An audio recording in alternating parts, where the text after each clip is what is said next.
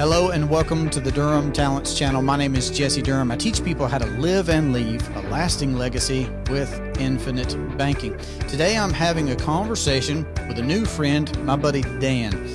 Dan is sitting down with me to talk about his infinite banking origin story, and then we're just going to let the conversation go where it goes. I've had fun getting to know Dan, and I hope that you enjoy. Thanks. We've already been chatting it up, but thanks again for being so willing so early on in us knowing each other to commit to a video recording of our conversations. How are you today? Fantastic. Well, and it's going to be easy because there were just so many things that when we were having conversations on the phone directly, personally, recently, that we just knew, well, we need to have more conversations about that subject. Oh, we need to have more conversations about that subject. But I do always like starting with, just who you are, right? And how you found IBC or how IBC found you. And then with that groundwork, I feel like, I've already invited you to the Roundtable series as well. I want to get you in on those types of conversations. But let's just go back to the beginning, right? So what you can know about Dan, of course, that I'd like to say, I'd like to edify him how I can from what I know, of course. And we know each other from mutual circles because of infinite banking as professionals. But Dan is a husband. He's a father. We connected on a lot of fronts there. We were just talking about working out with our kids and stuff. Just so many cool things. But you've got a background. I'd like you to share it with us. So just tell us a bit about who you are, Dan. Yeah, Dan Langenberg. I'm 41 years old now, about to turn 42. Your roundtable is on my birthday. I turned 42 that day on September 4th. So that'll be a fun day. But yeah, I'm from St. Louis, and when I was down living in Branson, Missouri, I was wanting to buy a house in North Springfield so that I could locate closer to my church body community. And yeah, so I had this policy that my parents had started for me when I was 4 years old in 1987. And I just remembered that I had this thing, and I was going to just withdraw the policy and get the cash from it. And when I was going to do that, they talked to me about this idea of policy loan. And I said, well, what's that? And I was kind of turned off because I was like not wanting to take out loans. The word loan is not like a great word in my vocabulary. But when I started doing the research, I realized, whoa, this is kind of interesting. I can keep my policy, and I can take a loan out on the side from the insurance company. And yeah, quickly, as I was doing research, found this whole world of infinite banking. And I was like, well, this is fascinating. So I just started eating it up, anything I could find on it. But yeah, I ended up taking a policy loan against the cash value. And I was able to buy a house in North Springfield, mostly using about 90% of it was with the cash value from my life insurance policy, borrowing against it. So I bought the house, and that was in 2019, right before 2020, and the housing prices spiked after 2020 with all that craziness. So I was really blessed to be able to buy that house before some of the hikes and the residential prices. So I'm thankful for that. And since then, I've been able to pay back that policy loan, and I've now been able to buy my neighbor's house right across the street, who could not get a loan from a bank. Just kind of an old hillbilly type with his wife, just lives there. And we just figured out a thing over 10 years, promissory note, 9%. So he is ecstatic that he was able to get a loan through me. Now he can, have a house of his own. And so, yeah, that's been a blessing to him. And then, yeah, I've been able to do some other things with some policy loans as well. So very, very thankful for that opportunity. Yeah. So I want to know lots of things, but again, at surface level, married, you guys have been married right at 10 years, was it? Yeah, just had our 10-year anniversary in June. Yeah. So good. So good. And you guys have 5 kids, or the 5th one's on the way. Which is it? You got it. 4 and 1 on the way. That's right. Because y'all are due later in the year, like we are. We've got our 4th on the way. Beautiful. That's right. So I'm really curious about, you had this policy, or the policy was taken out on you, when you're 4 years old. Have you gone back and had, knowing what you know now, and had conversations with your folks about, hey, what inspired y'all to get life insurance. And if I'm remembering correctly, it's not even necessarily a type of life insurance that we would use for infinite banking purposes specifically, but it's a type of life insurance that's out there. So anything there? Well, it's a variable life, whole life policy. So it's not necessarily ideal for infinite banking, but you can use it, in the same manner.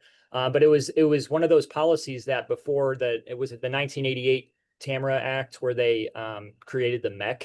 So it's neat that I've got this grandfathered policy that was a single paid premium of just $5,000 that had built substantial value over time without becoming a MEC, right? Because that wasn't existing at the time, and had built sufficient cash value enough to buy a house. I did some research and just actually by using ChatGPT, and I was curious if they had put like $1,000 every year after that, what might the policy cash values be? And then if they had just done 5,000 each year, what would it, it's just kind of neat to see how like those things can turn into huge blessings over time through compounding. So I'm just thankful that there was a policy for me at all.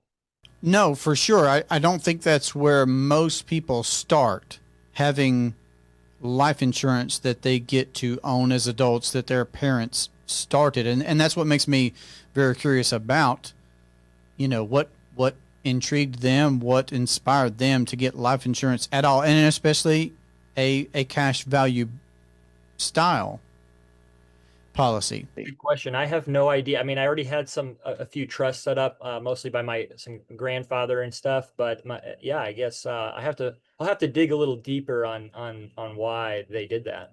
I think that's terribly neat. But even you saying that right there just shows that some prior generations were making efforts, were making inroads to good financial moves, doing something to affect the next generation, setting up those structures, getting those entities.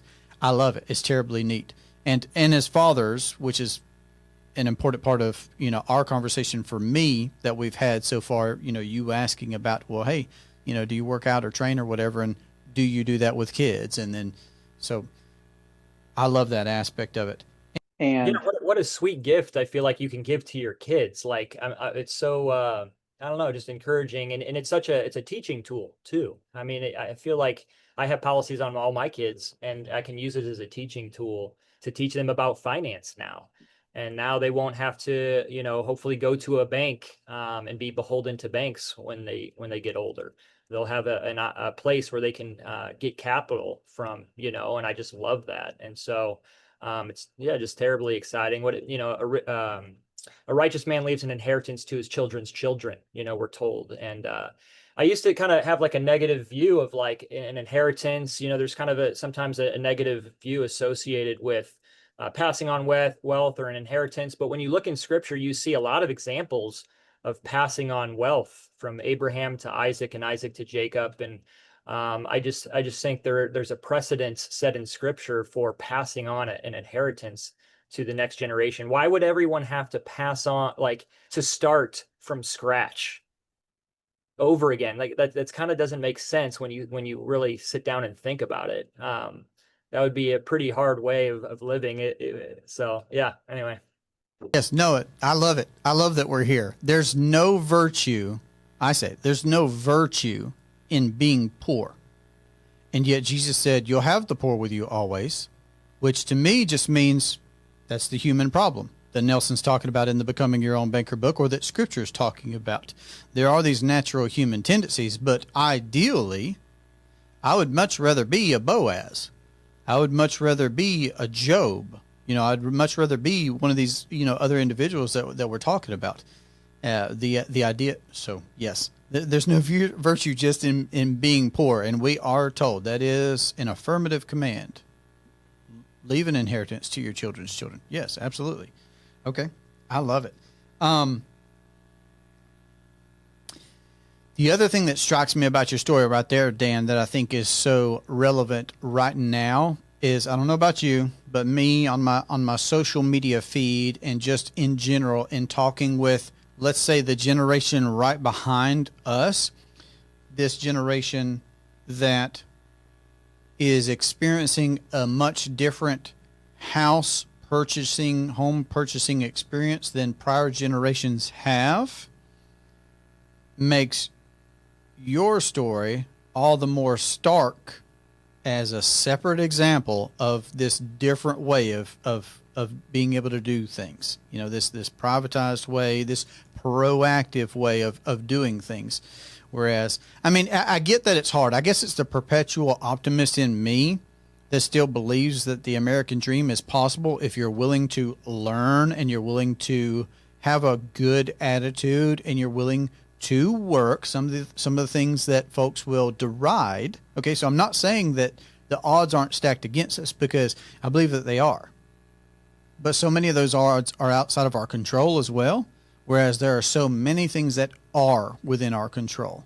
You know, there is something that we could do about addressing the banking function, obviously being the big one that I would talk about. So all that to say, I feel for people now, right, who would like to have a home, who would like to start their families, but they sense and feel, and they're dealing with the situation and the circumstances of, well, but rates are this, and my income is here, and inflation is there, and all these different things. Do you have any thoughts? I mean, I'm just trying to share some of mine there. Well, my heart really reaches out to those younger folks because they have more time and opportunity to really start funneling that flow of income stream through a policy to start building capital. And it's just motivating to have something like whole life insurance, that you actually have a vehicle where it's actually exciting to save your money. I mean, because of our economic climate, there's not a whole lot of motivation. You know, we live in a kind of a spending consumeristic because there's not a whole lot of incentive to save if your dollar keeps on becoming worth less and less over time. You see what I'm saying? Mm-hmm. So, yeah, my heart reaches out to those younger guys. I get excited. I'm like, dude, you have this opportunity to really start compounding that money over time. Absolutely. Yep. Yeah. I was 30 years old when I got exposed to infinite banking. And of course, nowadays I talk with 50-year-olds and 60-year-olds who will say the same thing that I felt, which is, man, where was this 20 years ago? Man, why didn't somebody start a policy on me, you know, when I was 4 years old, and all that kind of stuff. But when you know better, you can do better. And that's why I'm excited about doing this, because it's like, you know, the idea of like people 30 years from now, 20 years, 30 years from now, they're going to look back and say, thank you for having me do that, man. You know what I mean? Yep. And so I'm really thankful to my parents for just doing the same thing. How can I not want to pass that idea, blessing onto someone else? That's kind of the whole idea of being a steward and kind of an overseer of someone else's financial plan, is like, I want you to be able to come back to me 20, 30 years later and be like, hey, you were really persistent about this, and I'm glad you stuck with it, because I'm really glad I did that. And I want people to be able to hopefully come back to me one day and say that. Absolutely. Absolutely. I'm working in that exact same vein to be that person in my family tree, and help lots of, you know, other people, clients that are implementing the concept in their families. It's got to start with somebody. Okay, cool, man. I love it. Well, all I saw was the golden rule when you were describing, you know, this policy was started, premium was paid, cash value grew. You came to a time in life where you're ready to get a house, and you start looking at, you know, what assets and resources that you have, and lo and behold, you discover what a lot of the popular stories that other people have heard, like the Walt Disneys or the J.C. Penney's or Miss Christopher that started Pampered Chef. So people, you know, even if they had started cash value building life insurance, they didn't necessarily start it intentionally. Not in our generation. In prior generations could have been the case, but didn't initially start those policies thinking, oh, I'm going to use this as a banking tool. I'm going to use this for my need of finance in the future. But things happen, whether it was the Great Depression or whether it was, you know, getting turned down by a bank for this business idea that you have. But then you end up rediscovering, oh, I do have resources here, though. How about that? You know, to include Nelson himself, Nelson realizing, I've got this cash value that I could leverage, and at much more favorable terms and conditions and rates than I could have otherwise anyway, where you had this private access and control and such. So that's where you were. and you were virtually able to get the house with the majority of what you had because of the life insurance policy. So I saw the golden rule. And for everybody that's hearing that for the first time, the golden rule is he who has the gold makes the rules. When you have capital somewhere under your control, opportunities present themselves. And then that kind of continued with your neighbor in that situation, and y'all come into terms there because you had access to capital and a good deal and you made things happen. So I love everything about that. And then you also mentioned policies on all your children. So, all right, so let me just stay in your story, okay? You discovered the leverageability of policy loans.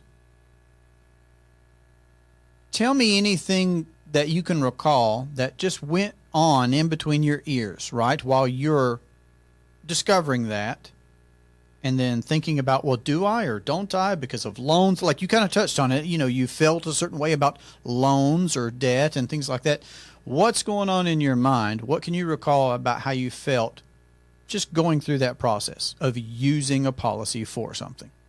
Yeah, well, it just gave me a lot of flexibility, and knowing that I had the ability to pay it back at my leisure was really a blessing. You know, I wanted to be able to pay that back, fill the bucket back up so I could go and deploy it again, which I've done now. But yeah, just having that comfort and flexibility and peace is really nice. You don't have like, you know, money lenders chasing you or something like that. So yeah, I've just really, and I've been able to do different things, you know, again, when you have that capital sitting there, you know, it's opportunities come and find you. And so, you can just sit and wait for those opportunities to come to you and just pick and choose, you know? So what kinds of questions did, you talked about having a conversation with the insurance professional that you were working with at the time. What kind of questions did you have? Were there any mental hurdles that you had to go through to use the policy? Or that's another reason I wanted to get into this industry. I was studying on my own and starting to ask questions that they weren't able to answer. And even there, I'm like, well, why don't they know about this? Like this terminology that I'm using.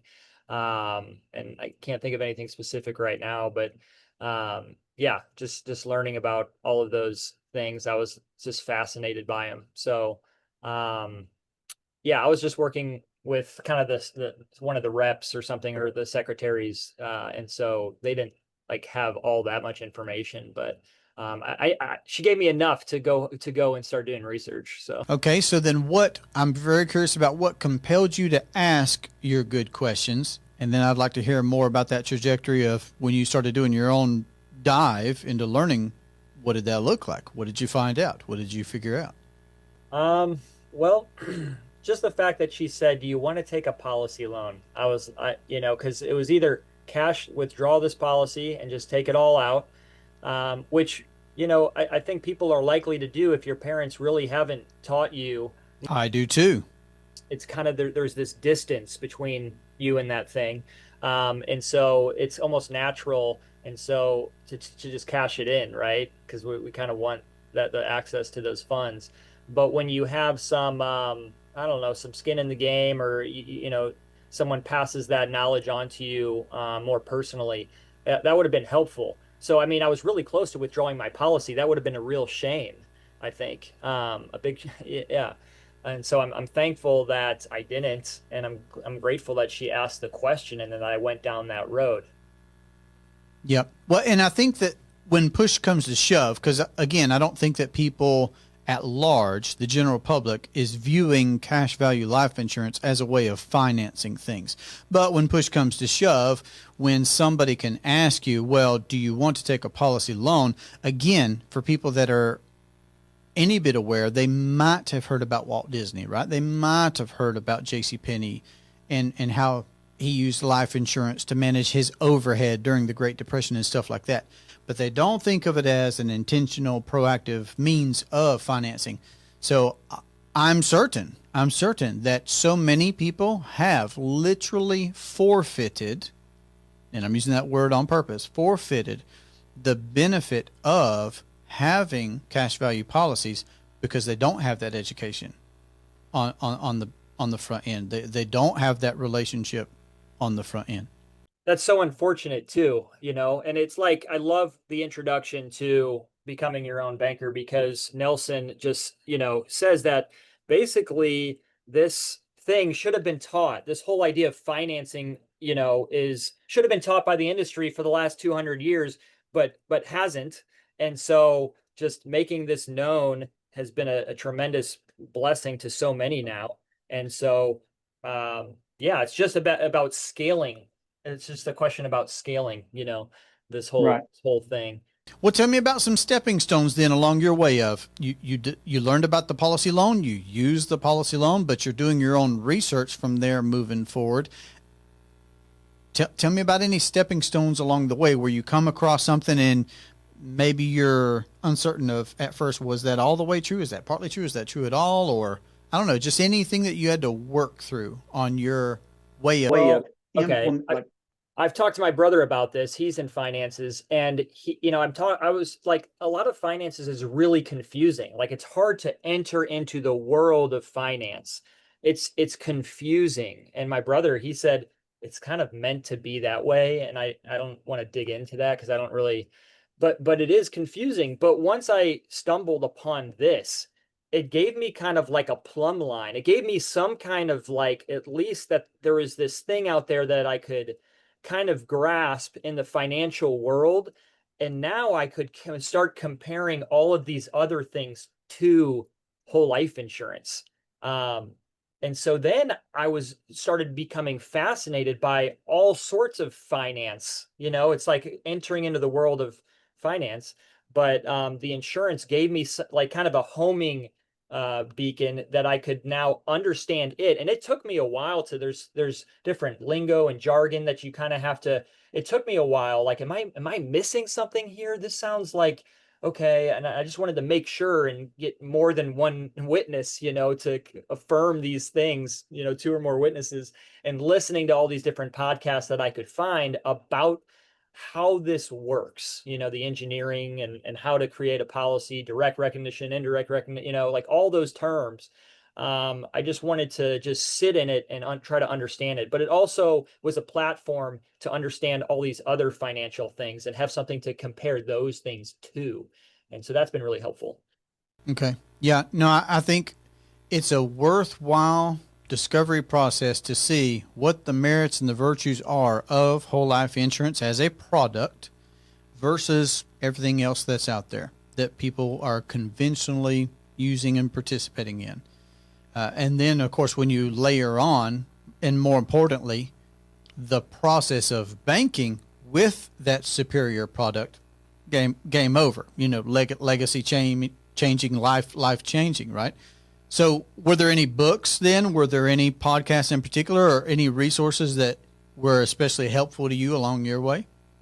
The Bob Murphy, Murphy and Laura, or Carlos Mm-hmm. Lara, that podcast, I think it was Dollars and Nonsense. I think Mary Jo Ehrman's podcast. There's just, I just learned about a couple different ones. Wealth Without Wall Street. Yeah, and just started diving into those different podcasts, and then reading Nelson's book, Becoming Your Own Banker.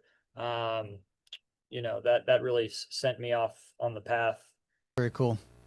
Yep. So I'm familiar with all those, of course. So when did you go then, Dan, from, learning about whole life insurance? I mean, how did you specifically learn about becoming your own banker, the infinite banking concept? How did that happen? What'd that look like? It was after that conversation with the life insurance agent, and I went and did some research. It was quickly after I was at church talking to one of the guys, and somehow he knew about IBC. And so then we just, yeah, and he actually told me about those couple of podcasts. And so then I just really started doing more research on IBC and just went down the rabbit hole. Probably 2020 and 2021. I was processing date syrup at the time at Date Lady, where I worked, the food processing plant, and I was able to listen to stuff while I processed date syrup. So I was just listening to so many podcasts. It was really great. So I'm always excited. I had a phone call just yesterday with a guy up in Michigan who said, "Yeah, I've been binging your stuff." I get excited about that because he said, I've been learning about the IBC for a year. I've read Becoming Your Own Banker, and he's just, and that's how I was. That's how you just said you were. I mean, I just took the deep dive. I was down in the rabbit hole, listening all the time, reading all the time, as much as I could. So I could relate. Okay, so you're working your job at the time, listening to as much as you can listen to. Guy from church, how neat. I mean, it's like I feel like most people don't have a guy at their church who could turn them on in the right direction, which is really neat to me. Um, have you? So, side note, and you don't have to answer this. Does did that guy? Did you ever have any more conversations with him about what you learned or you discovered? Or did y'all talk any more about IBC or his experience or anything like that? Yeah, I talked to him recently, and then he had gotten so he's a farming guy, he's an agricultural guy, so he went and got a policy with Mary Jo Ehrman. Um, so yeah, he's doing IBC as well for him and his family. So Very cool. Very cool. Well, that's her world is farmers and ranchers, and I know other folks that help with farmers and ranchers and small business owners and everything as well. But neat. Okay, very cool. Very cool. Well, I think that it's always beneficial when you especially in the beginning when you do personally know somebody that you could talk to about what you're reading or what you're learning about or what you're listening to. And I had people like that in my early years, and I still do now. Of course, I'm trying to have even more conversations with more friends, right? And hear their background with the infinite banking concept and what their journey looked like. So that's why I love this conversation. So then, okay, how soon on did you did you decide that you wanted to go in a professional route and help other people with infinite banking? Like, how long was that? What did that look like? yeah, we were actually driving back from St. Louis to Springfield, and it just came into my mind after working at Date Lady for 6+ years. And I was like, well, I think I'd like to try something else. I'd like to do something else. And my wife and I just sat in the car while we're driving, made a big old list, and I'm like getting into my 40s now. And I'm like, oh, okay, some of these things we have on the list are pretty labor intensive, which I love it. I love getting dirty. But I was like, I'm already talking about IBC with people when they're over at our house. I'm already having these conversations. Why not do this like in some kind of professional manner? Why not start going down? And if I was going to do it, I was like, I want to go through the Nelson Nash Institute and do the whole IBC thing if I'm going to do life insurance at all. Right. So when you said y'all were making a list, you were making a list of interests or options or things that you would consider doing. Yep. I can understand that. I felt the exactly same or had the same experience of I was always talking to people about infinite banking anyway, or if they'd heard me say something, they were calling me asking about, policy loans and different things. So I was already having the conversations. I just wasn't helping people, directly like I felt the impulse to do. Wanted to personally, with my two hands, help folks implement the concept like we had implemented the concept.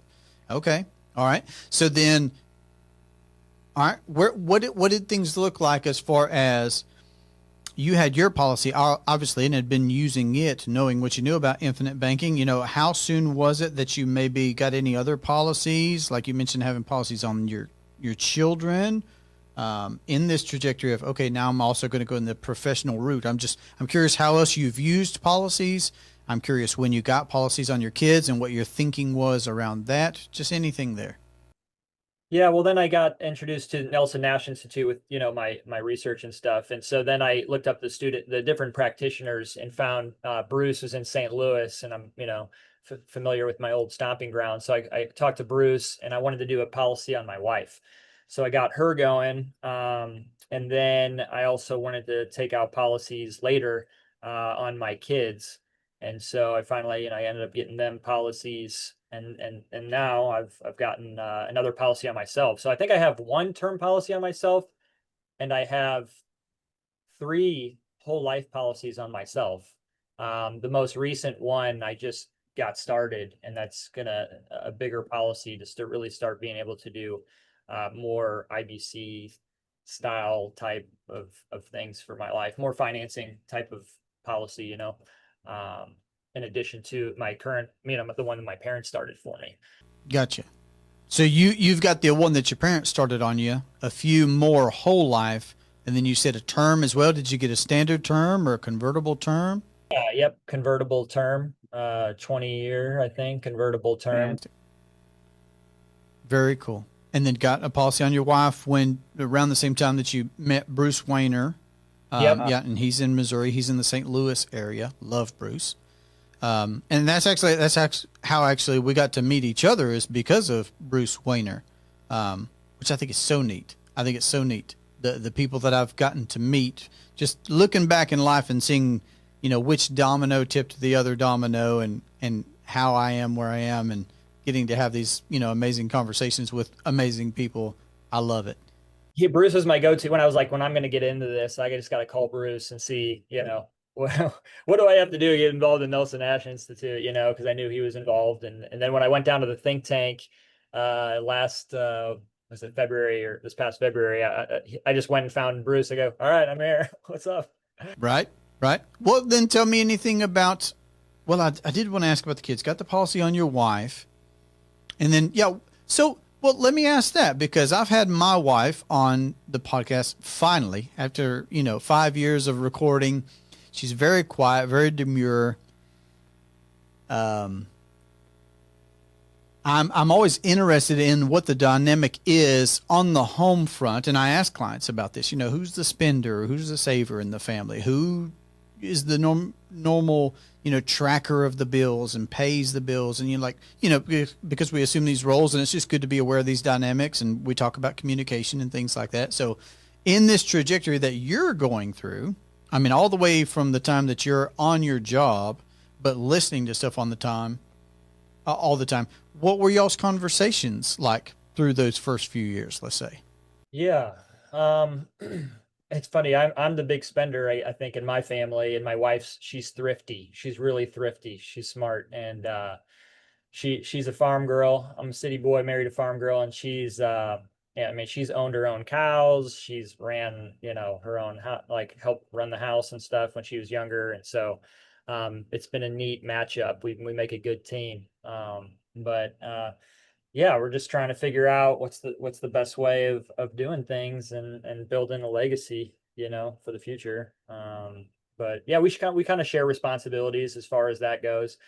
She does some of the finer points of expenses, and I do manage some of the bigger things. But okay, what would you say her interest level was like along the way? Super interested, less interested, just down for the cause, I don't know, and I don't want to say too much.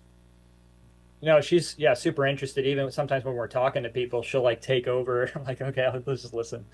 That's awesome. And I think, when she saw that we were able to buy this home with the policy loan, that was like, oh, whoa, and so that obviously intrigued her quite a bit, how much of a blessing that was to our family. And so she became real interested real quick. And so she was the one actually helping do some of the research right from the get-go. After that conversation with the life insurance agent, she started doing some of that research right off the bat, and kind of keyed me into some of that stuff. So maybe I should give more credit to her. Okay. No, I love that she was right there doing some research with you, and I can understand the impression from making a big purchase like a home. I always encourage people, because at the end of the day, it's becoming your own banker as a concept and as a process, right? Which means the human behavior part. So if somebody, say, is coming to use infinite banking, like I did, as their means of getting out of debt, let's use that one particular example. At the end of the day, human behavior trumps all the advantages of properly structured whole life insurance. It's an amazing product, right? But if a Ferrari's parked, it's parked. You know what I'm saying? So how you use what's available to you is what really matters. And if there's somebody who's in the rabbit hole, they're super excited, and maybe there's a spouse that's less interested, and I don't even mean what's the word here? Diametrically opposed to doing something different. But I'm just saying, just not interested. That's not their thing, money or finances or whatever. It's still, I would say, on us to put into motion good behaviors with this process, with this ideal product, to show them this is what things can look like for us doing finance this way. We get to go on the vacation and we got something to show for it. We get to get a house so much more on our terms. We get to get out of debt and have an asset to show for it at the end of the day. And you just literally just show them this is what it looks like. And I think that goes a long way, of course, when it literally improves our lives. Yeah, absolutely. Awesome. Okay, so tell me then, anything nuanced around when you decided to pull the trigger? I mean, like, how does somebody know that it's time to consider getting a policy on their wife or a policy on their children? What do you think about that as you reflect back? Well, I mean, you just got to think about your flow of income. You kind of have to do a self-analysis a little bit, and where you can draw funds and income from. It's already flowing, and so it's really about redirecting that flow and understanding, how much you're able to fund a policy, really. And so, I mean, that's going to compound over time. And so the children's policies have, a lot of time to grow and stuff. So really anything you can do to get started is the way to go, because you can always come back later and get more. This is all about a system of policies. So yeah. And you with your first one at 4 years old. So cool. And then adding several to it since then, and now policies on your kids. Okay, well then how about the professional part of your trajectory? What do you think, reflecting back on what it looked like for you to, meet a great mentor like Bruce, things that you learned along the way, things that you questioned along the way, what role the Nelson Nash Institute has had in your leveling up your thinking, just anything professionally that you think would be beneficial for somebody to hear for lots of reasons, right? Because of course, when this is all said and done, people should be getting in touch with you, that connect with you, to implement this concept for themselves. You've already done it for yourself. You've already well started in on the next generation behind you, which ultimately, if we think about it, you're already affecting the third generation that's not even here yet. Your children's children, just what you said earlier, from Scripture, leave an inheritance to your children's children. You've already got that established right now, just by having started those policies on your children. And really, I mean, I'm super happy to give credit to your folks, for having started a policy on you. So, people that connect with you should be getting in touch with you. You've gone through the Nelson Nash Institute and that practitioner program. So I'm just curious, anything that you'd share with people. Well, dude, it's already becoming a huge blessing to my kids. They're asking questions like crazy. Like, I wish I could. My wife really doesn't care for me to record the kids, because she doesn't want them in videos and stuff. But I'm like, but their questions are gold. You know what I mean? Like, they're asking all these questions about life insurance and how this works and loans, and they know that I'm doing this now. And so I'm excited about the opportunity to teach them finances through this vehicle. It's tremendous. Could I encourage real quick a suggestion then? Okay. So would she be open to letting you record conversations, even if it's just for your private legacy?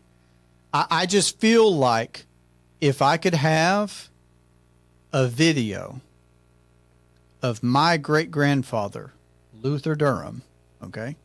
Remember I told you that there were some family names, all right, that we shared? Okay, so my great-grandfather, Luther B. Durham, if I could have one video of that man and see him and hear him that I never knew, I think that would be so cool. I mean, how valuable would that be to me? So she didn't have to, put it out anywhere, but I would encourage y'all to maybe consider that just for your own private family legacy, just for y'all, if that's all you decide to ever use it for, to record. Yeah, totally. Yeah.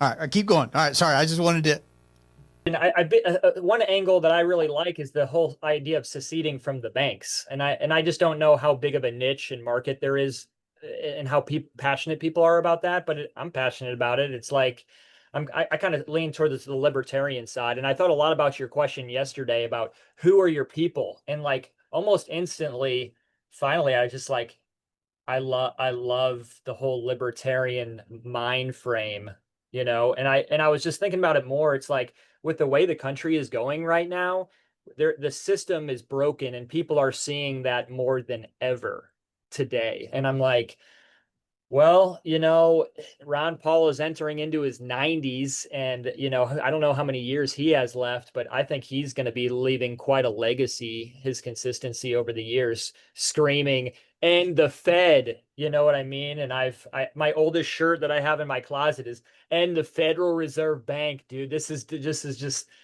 killing us. It's killing other countries, I mean, it's basically the government can't do all the terrible, evil things it does if it doesn't have the money to do that. So it really puts a restraint on what the evils that they're able to commit. So eventually, I think everyone knows that the money powers thing is going to come to a culmination. And when that does, what other answer is there besides kind of some of I guess maybe some of the libertarian themes, like end the freaking Fed, So and so this idea that we're going to keep going to the banks for finance, when we do that and we take out a loan from a bank, that is like directly increasing the money supply with the banks. So it's in tandem, shaking their hands to say, yes, we both are agreeing to make everybody's money worth just a little bit less. And I've heard a good argument of like, well, that is kind of impoverishing orphans and widows, ideally, like, or I guess like theoretically, that's increasing the money supply is destroying purchasing power, which hurts the poor. It hurts the orphans and the widows. And what more of a Christian obligation do we have than loving the orphans and widows in their distress? You know what I mean, James? So I think there's a moral argument there. And I just don't hear many Christians talk about that. And I was kind of refreshed actually when I joined Nelson Nash's the whole institute and philosophy, that he was so passionate about addressing this problem. And Carlos Lara too, man, he hammers it. I love it. About this problem with the banking function, that this fractional reserve system where they basically have legalized embezzlement and theft. It's so bad. It's like the basis of our whole monetary system is based upon this terrible, faulty foundation. So you can see how that I think I'm passionate about that A little bit. And so I don't know if other people care about that, but it's like, let's stop going to them for our financing needs and let's start creating our own capital and our own banking system. And knowing that there's this option out there using whole life insurance, man. I love it. It really is so good. So I see two levels in this particular part of the conversation where we're at. There's what Nelson would call the me and the you level, which is for somebody who has, let's say, gone to a bank to try and get access to money for something that they wanted to do in their home, in their business. They needed to buy something, needed to pay for something, and got turned down, or maybe their credit score wasn't this, or just any kind of experience like that. We know that it aggravates folks. And I just feel like for people that are paying attention, and then when they come across this infinite banking concept, that's the solution to that. We don't have to go to anybody else and ask permission, right? We don't have to pay somebody else outside of our family money that we have not even earned yet for the next 5 years for that car loan, or for the next 30 years for that home loan. I mean, when we take a loan from a bank, we're promising our future earnings that we've not even experienced yet. And if we could have that directed back to our family instead, and be sure that that was going to go to our children and our children's children, I feel like, yes, I mean, people that are ready, they're going to want to implement that concept. So that's the me and you level. And then there's the other level where we could be talking about the government and, Ron Paul and in the Fed and Carlos Lauren, his great work, and Nelson and so many things. And that's really the theme too, Dan, where I've, just already tried to invite you to a round table conversation. I'd love to facilitate that at this level. But also I'm saying something about these two levels, Dan, because I feel like when people, and here's where the majority of people are, they are drowning in debt. It's hard for them to even care about. So I don't think that they do, the vast majority, unless they're just interested and paying attention and because they don't have their head out of the water enough, right? Because they're drowning in their own debt and they're just spinning their own wheels. They feel like to even consider or worry about what's the Fed doing, what's the government. They might be mad and they might talk about it over the dinner table, right? But what they're actually doing in their life is just being financial slaves and needing a way out of that for us to even be able to think at a higher level. Does that make sense? Yeah, they are. The financial slavery is a sad reality, and it's a terrible problem. So we got to find a way out of it. I've had the privilege of not having had to go to banks or whatever and whatnot, but I'm still, yeah. So I can sympathize and empathize with people who do, go to banks for financing, but I still I feel like they need to try to find the road out of that whole system. Yep. Well, we're casting the seeds here. That there is a solution, and it is infinite banking. Privatizing the banking for yourself. You can leave an inheritance to your children's children. You can be a good steward. Now with what you've got, you can live independently and autonomously. So we're just, we're trying to cast a seed, and it's going to land where it's going to land, and people are going to have ears to hear, or they're not. That's my philosophy on it anyway. Is there anything that I've not asked you that you wished I had of, or that you feel like is really important that you'd like to share with people?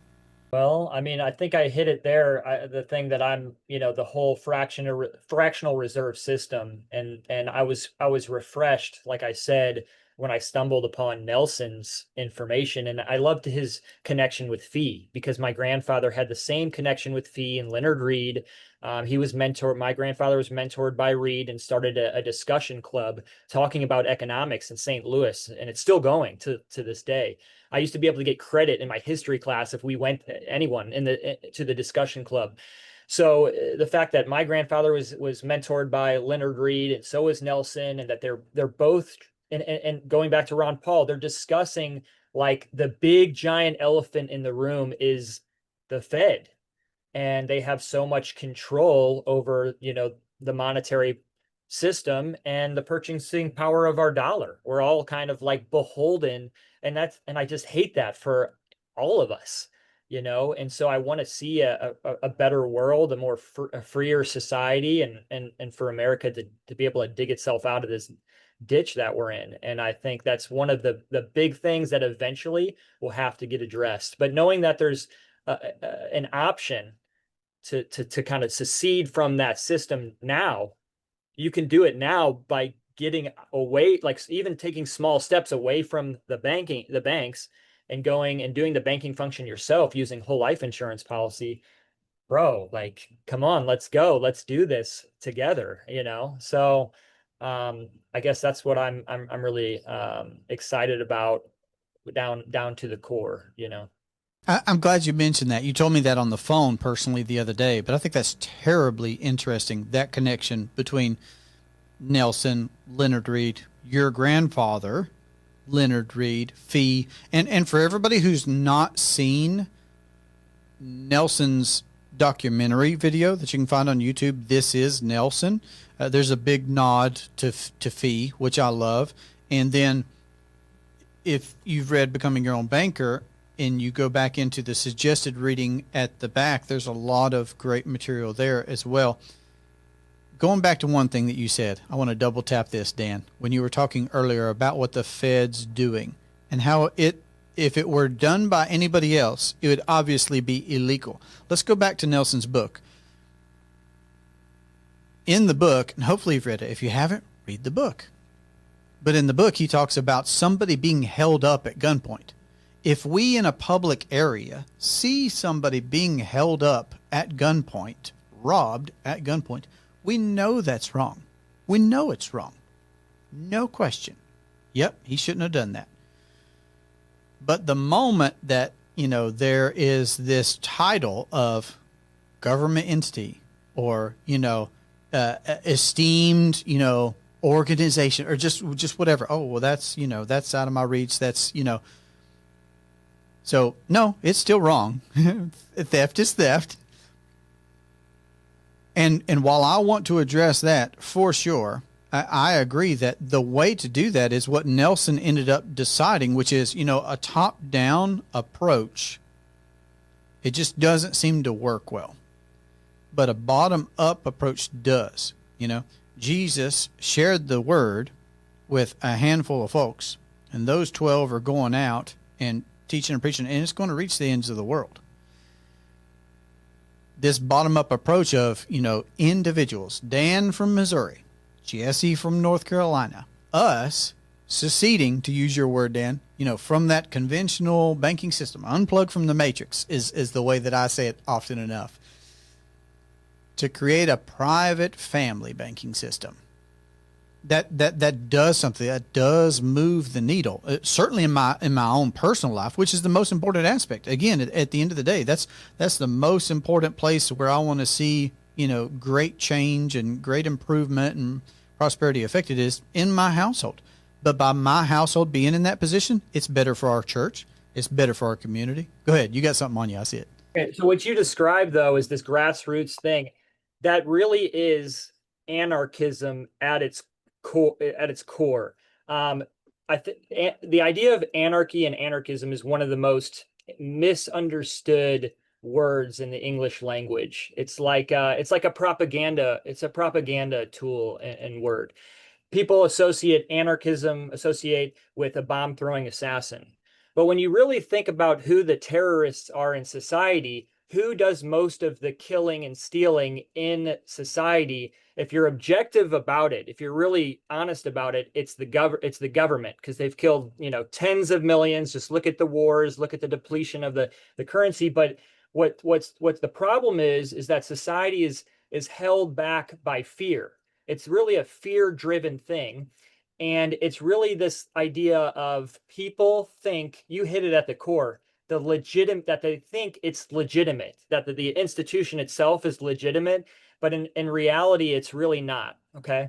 There's a neat story. I don't know if you've read The City of God, but then Augustine makes this observation, and Augustine's story in The City of God, he says, there's this pirate, and the pirate goes to Alexander the Great.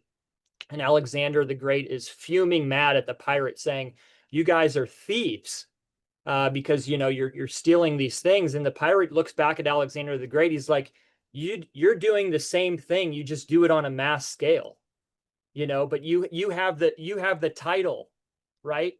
So everyone thinks you're legitimate and I'm a fraud, but there's no difference. So we have to apply these ethics across the board. That's what it comes down to. Is why do we think it's okay for the government to counterfeit? We would obviously see if somebody was counterfeiting any person, we would be like, no, you are not allowed to do that. But somehow we legitimize in our minds that the government somehow gets to do that. So it's really like once people kind of essentially repent of this idea that the government gets to do this and somehow commit fraud and sin, essentially, and it holds them to the same standard, then we're kind of stuck. So it's really a something that people have to change their minds about. All right. So I need to hear from everybody down in the comment section below what all we need to be tackling in the round table where Dan is going to be joining us, because we're talking about anarcho-capitalism. We're talking about in the Fed. We're talking about libertarianism. We're talking about, we're using scripture. So lots of opportunities.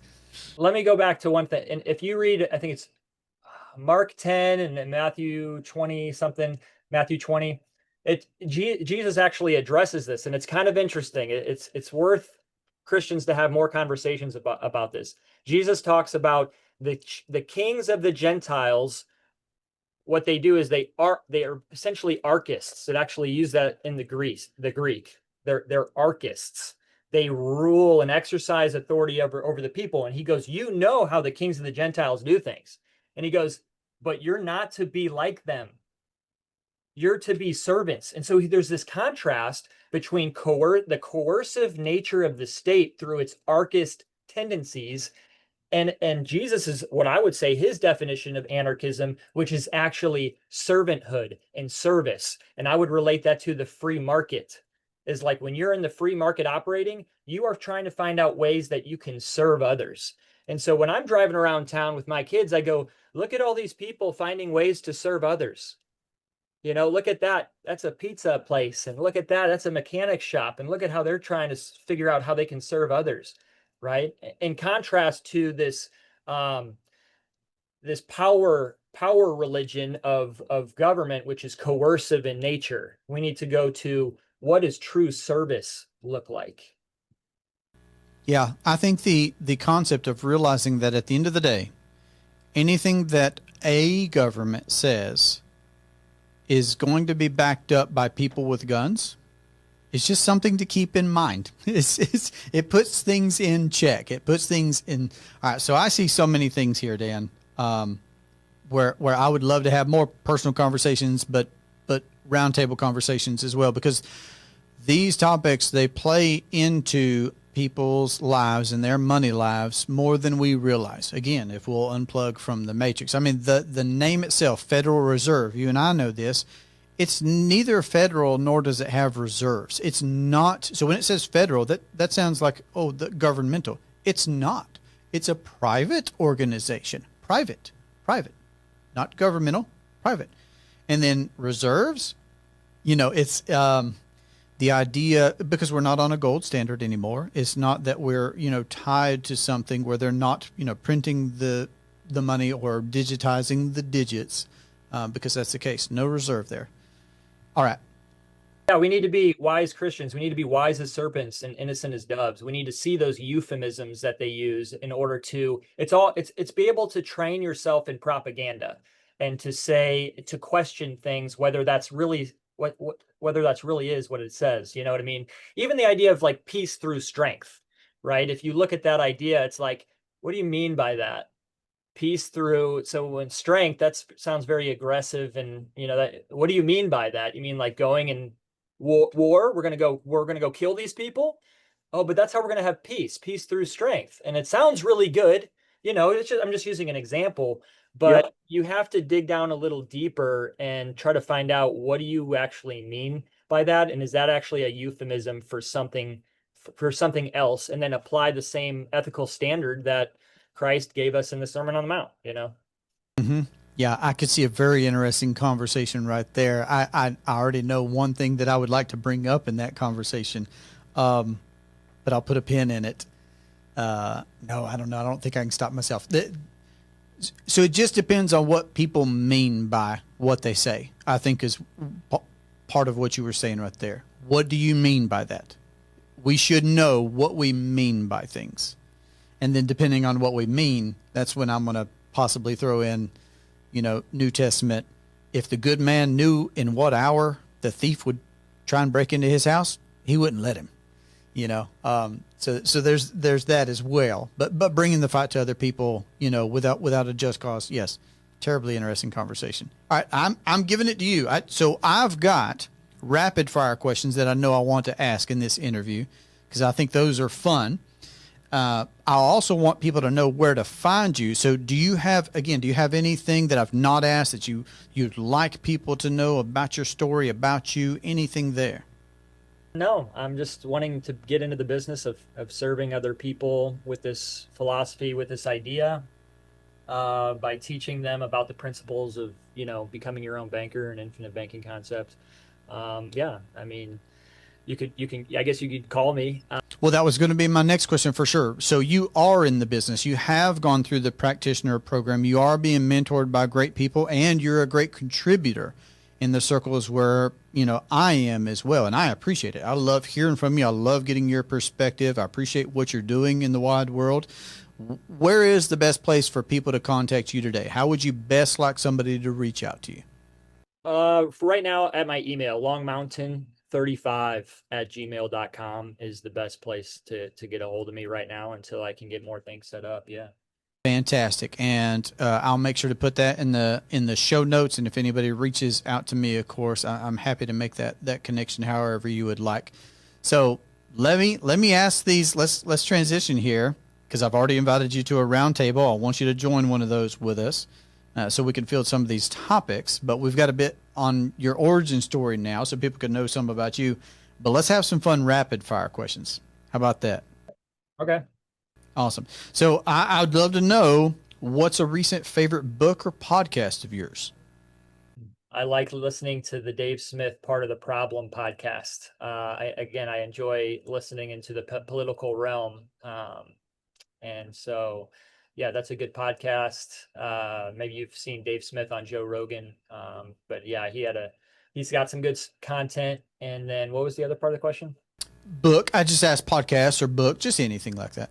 Reading some Murray Rothbard about the Federal Reserve. I forgot what that book is. That Nelson encourages everyone to read. Reading that on Kindle. I think I've read Anatomy of the State. I believe that one's Rothbard, Murray Rothbard. Anatomy of the State. It's so good. It's a quick read too. Yeah, man, he just destroys all the myths in there about like the consent of the governed and all those different myths that people have. And he does it in like 45 minutes. Rothbard is great, man. He hits it good. Awesome. Very good. How about, do you have a hobby that you enjoy? I enjoy working with my hands. So growing up in St. Louis, I didn't know my dad does yard work and penny loafers. He doesn't know how to change. I don't know if he changed the oil growing up. So I didn't even own a pair of work shoes until I was in my 20s. Then I went to work at a boarding school in the Ozarks on Bull Shoals, working with troubled teens.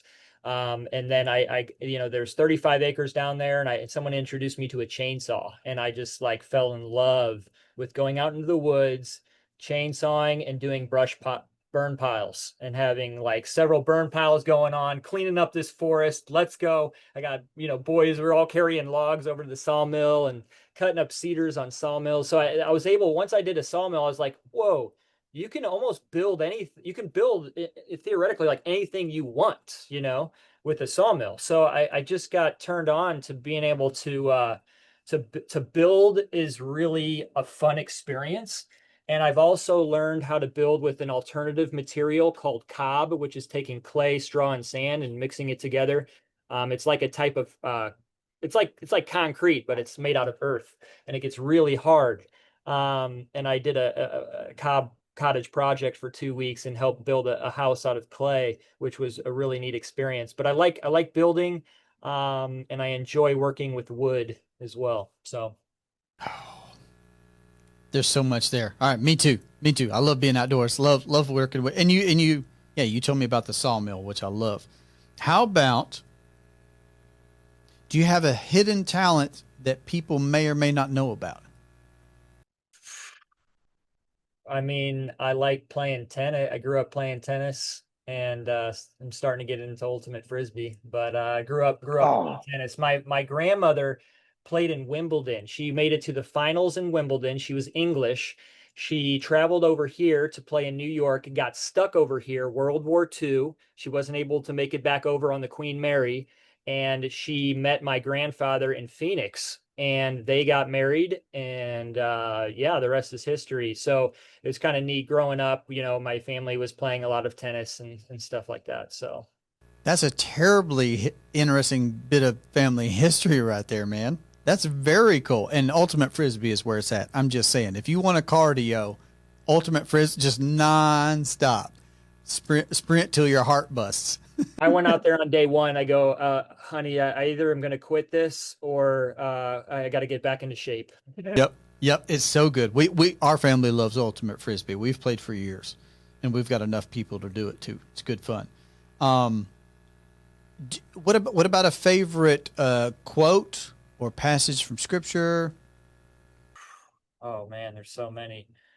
I know I'm going to regret it later. I'm going to be like, oh, that was a good one. That would have been a good one. Nah, take your time. You know what? What I tell my kids pretty much all day, every day is God is good. I want them to remember constantly in their minds, Deuteronomy 6 talk about these things in the way with them, morning, noon, like as you're going about your life. And, I don't always have something huge and inspirational or something, to say. So I just remind them, hey, by the way, God is good. Let's get our minds back on God because God is good. And that's just like his attributes, man, are so awesome. And so I just remind them constantly, like throughout the day.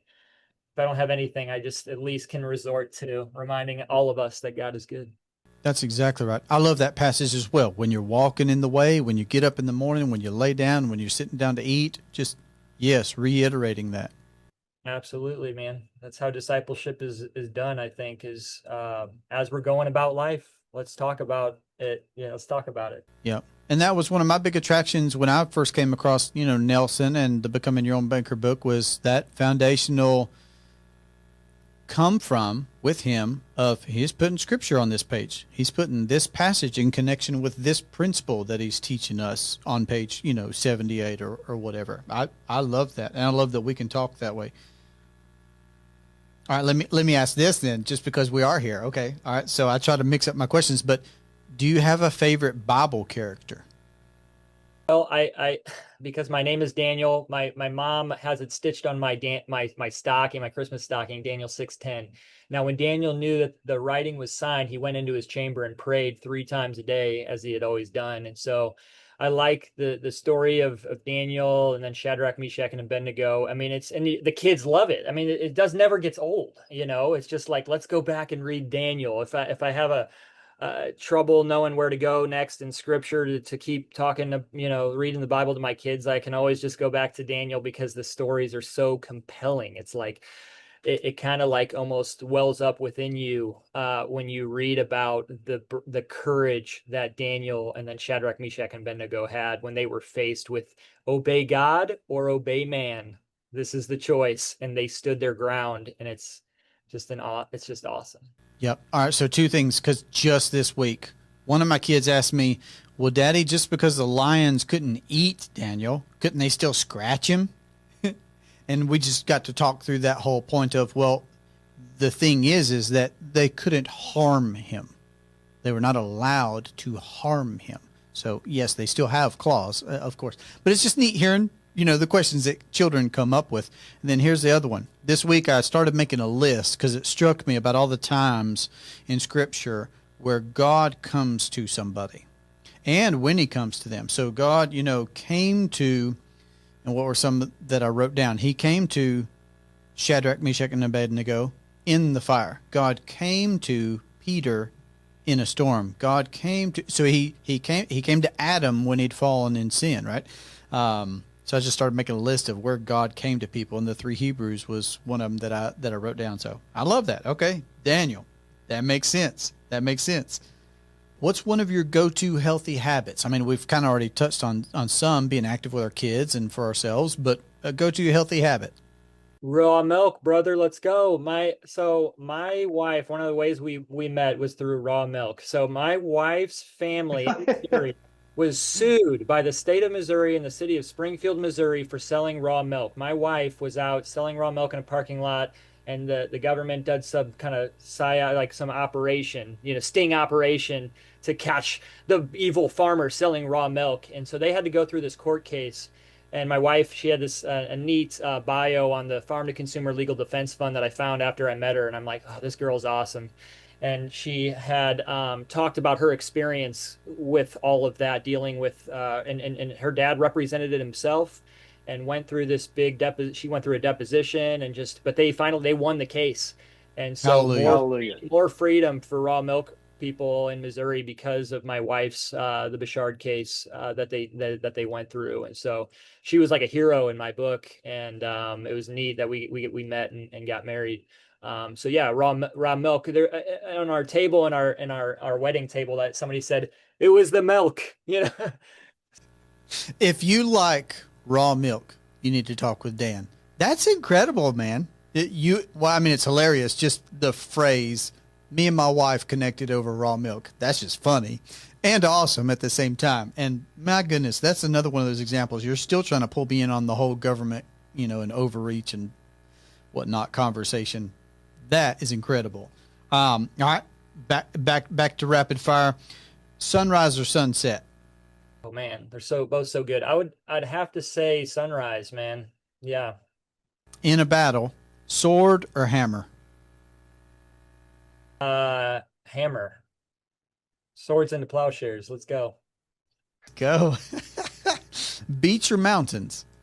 That's a good one. It depends which beach, I guess. Oh man, that's tough. I've done some Colorado backpacking too. That's a tough one, Jesse. I don't know if I can give you an answer to that. I guess I'll go with beach. Michigan Beach. Michigan Beach. What's one of the most impactful things somebody ever said to you?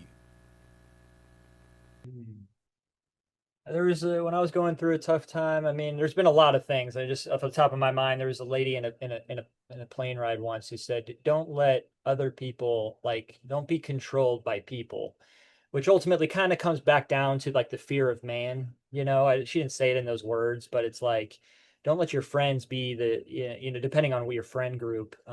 Like you said, your environment matters. I think you talked about that recently, and I had probably some foolish friends that were influencing me in some negative ways way back when. But yeah, just the fact that don't be afraid of man. Fear God. That's right. Okay. What characteristic do you value most in a person, other than their love of raw milk? Just honesty. Yeah. I love it. All right, and then I've got this question from my boys. Okay, I like ending with this question. My boys asked me this at the supper table one evening. Would you rather be able to breathe underwater or fly? Oh man, that's pretty interesting. I think maybe do some breathing underwater. That's a tough one. I mean, because in some ways we can already fly a little bit, but I don't know. What was yours? No, see there, well, I'm going to say for you, you already answered the question by saying the thing that you said first. So that has to be your answer. Sorry, it's what you said first. I said fly when they asked me. And I've said to every person that I've ever asked this question, I feel certain that somebody's answer to that kind of a question must mean something. I'm not sure what it means, at a deeper level, but I feel like it must mean something about us, and God's made us all individuals, but I feel like that question definitely puts us into certain camps, but I don't know what it means, but I think it's interesting. And that's why I always like asking it. Children ask great questions. Yeah, they do, man. They teach us a lot. The kids have taught me a lot, and they're really smart. Mm-hmm. Well, and yes, I love it. Dan, the time's gone by fast for me. I'm really appreciative again that you said yes to having our next conversation, because I knew I wanted to talk more with you from our last phone call. But saying yes to being recorded, it's awesome for me. I appreciate it. Please do remember what I said and report back to me. You can do that privately. Let me know what your wife says about y'all keeping legacy recordings for yourselves. I think that's a beautiful thing. I picked it up from Jim Rohn, I guess, leaving pictures for the family, leaving your books for the family, leaving your journal, stuff like that. I think it's awesome. But I've appreciated the conversation, man. I will put your contact information in the show notes below, and I'm looking forward to having you back at a round table soon. Absolutely, bro. I appreciate the mutual edification talking with you. It's a blessing. So I appreciate you. I love it. Well, that has been an absolute pleasure for me to share my conversation with Dan with you guys. His contact information will be below in the show notes. If you have suggestions about what you'd like to see us cover in that roundtable, put that in the comment section. Otherwise, you can find me at durhamtalents.com. My hope is that you live and leave a lasting legacy. Have a great day.